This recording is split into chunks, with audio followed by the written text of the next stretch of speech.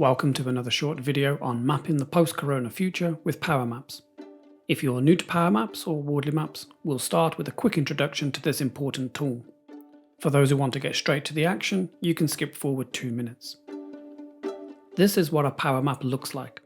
The horizontal axis shows the 4 stages of evolution that everything we do and how we do it passes through. In short, the more uncertainty we have about something, the further to the left it will be on a power map. And the more certainty we have about something, the further to the right it will be. We start by placing the business we're interested in at the top of the map. To survive, a business needs customers, so we add them in as well. The connecting line between these two shows the dependency relationship. A business needs customers. But customers have needs too, and the business creates value by satisfying these. We've added in 2 customer needs here and simply labelled them A and B. A is further to the left, which means there's more uncertainty about this. Therefore, the business may have to provide some kind of customised product or service to satisfy this need. B is further to the right, which means there's more certainty about this customer need. Therefore, the business can probably satisfy it with an existing product or service. The business will need to use a value chain of components, activities, practices, knowledge and data to satisfy the customer's need. We've added in 3 components here and, for simplicity's sake, labelled them X, Y and Z. X is further to the left, suggesting that this is a relatively innovative component the business is using or providing. Y is further to the right, suggesting that this may be a more mature component that's being used. We can also see that X needs Z, which is a highly commoditized subcomponent, such as electricity or cloud computing. And this is a very basic power map, which we can now use to start exploring the future.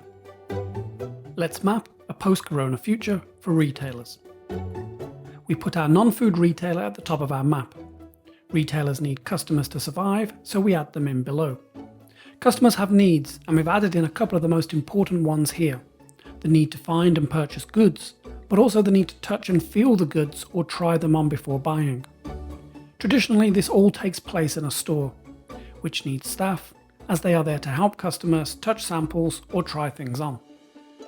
Even before COVID-19 hit, some retailers were already moving towards greater automation and even robotization, due to the greater long-term efficiency gains these can bring. But there were many retailers who resisted this change due to inertia, which we show as the thick black line on the map. Inertia comes from many sources.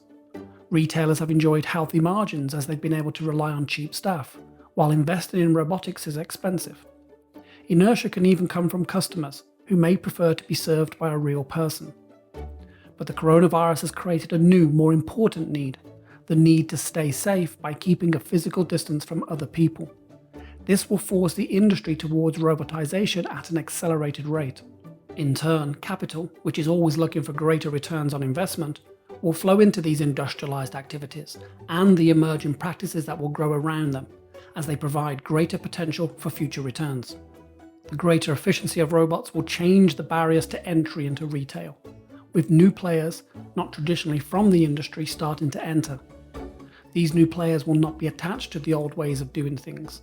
They will have less inertia. Therefore, they will focus on the new opportunities these changes bring by experimenting with better ways to meet new customer needs in a post-Corona world. This will lead to both advantages in cost and speed over existing players, as they will be better adapted to a changed environment. However, many of today's successful retailers will not respond in time.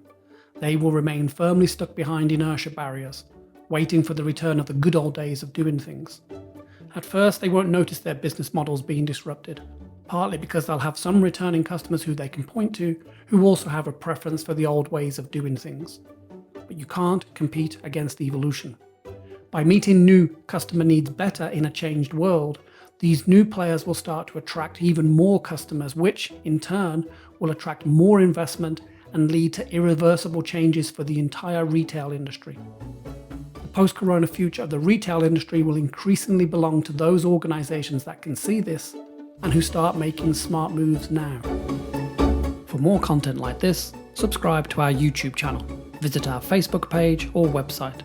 And if you'd like to learn how you and your organisation can start making smarter moves in a post-Corona world, contact us.